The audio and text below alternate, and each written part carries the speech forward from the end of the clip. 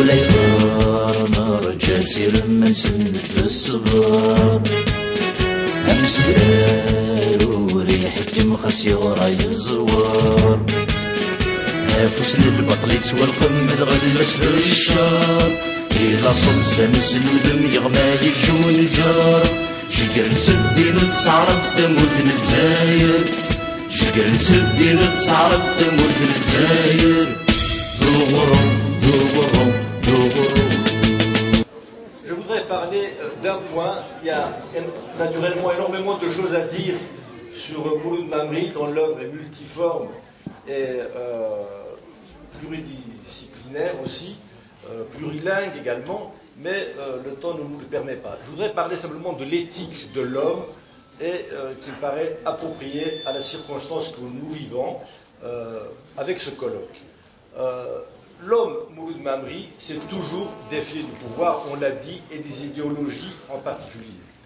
Et son œuvre, il l'a inscrite en dehors des institutions, contre tout appareil, et il a subi des attaques dès sa première œuvre, extrêmement violentes. Il n'a jamais cédé, il n'a jamais plié, que ce soit avant la guerre, pendant la guerre ou après la guerre.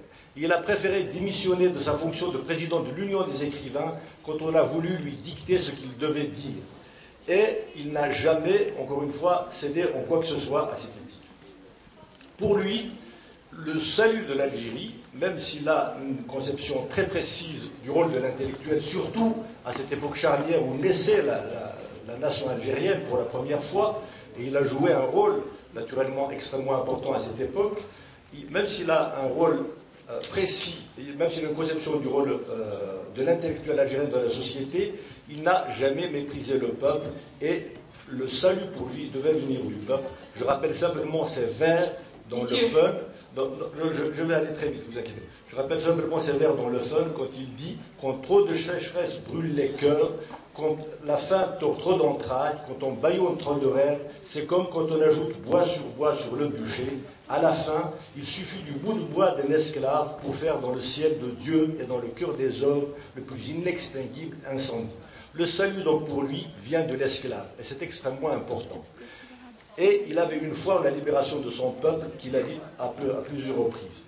Je me souviens quand on l'a invité en 1980, et ça fait référence pour moi à cet événement, quand il est venu en 81 plus exactement, après l'interdiction de sa fameuse conférence, il a refusé de monter à l'estrade, il s'est refusé de monter à la tribune, il s'est assis à l'estrade pour dialoguer avec nous. Il a refusé de faire une conférence, conscient qu'il a été acteur d'un événement qui d'une certaine façon le dépassait, et qu'il était l'héritier d'un combat, d'une lutte qui dépassait sa personne, même s'il l'a merveilleusement incarné. Et quelque part, on pense à cette phrase d'Augustin qui a été reprise par tant de philosophes et qui a été reprise également par l'Émile Abdelkader, qui dit « Nous sommes des nains sur les épaules des géants qui nous ont précédés ». Et je crois que cette humilité dont il a fait preuve a merveilleusement illustré son attitude.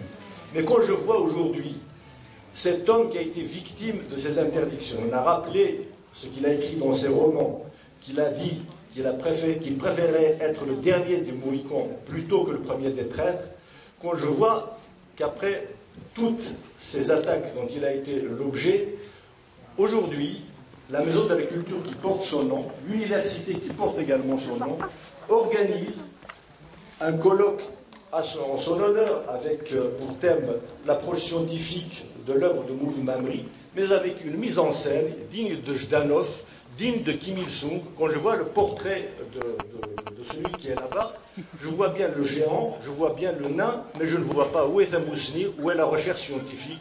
Et je trouve ça tout à fait misérable qu'on lui inflige ça à sa mémoire. Je crois que son œuvre mérite mieux que ça.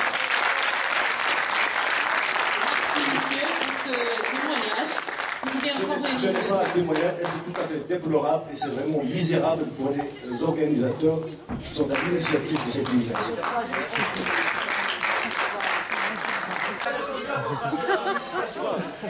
Qui?